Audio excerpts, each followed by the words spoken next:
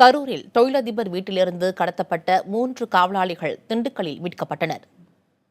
வீரராக்கத்தில் உள்ள கருப்பண்ணன் என்ற தொழிலதிபரின் வீட்டில் அடையாளம் தெரியாத சிலர் கொள்ளையடிக்க முயன்றுள்ளனர். அந்த முயற்சி தோல்வியில் முடிந்ததால் கொள்ளையர்கள் அங்கிருந்த 3 காவலர்களையும் கடத்திச் சென்றனர்.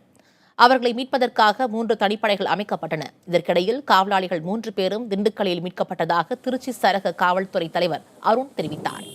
கடத்தலுக்கு 3 கார்கள் பயன்படுத்தப்பட்டதாகவும் அதில் ஒரு காரில் வந்த நபர்களை கைது செய்துவிட்டதாகவும் காவல்துறையினர் தெரிவித்துள்ளனர்.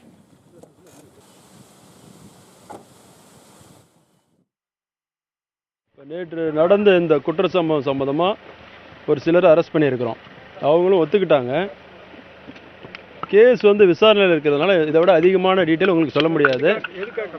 அதை விட அதிகமான டீட்டெயில் உங்களுக்கு கொடுக்க முடியாது. ஏன்னா மீதி குற்றவாளிகள் அரெஸ்ட் பண்ண வேண்டியது இருக்குது. ஒரு கொஞ்சம் பேரை பண்ணியிருக்கிறோம், மீதி பண்ண வேண்டியது இருக்குது.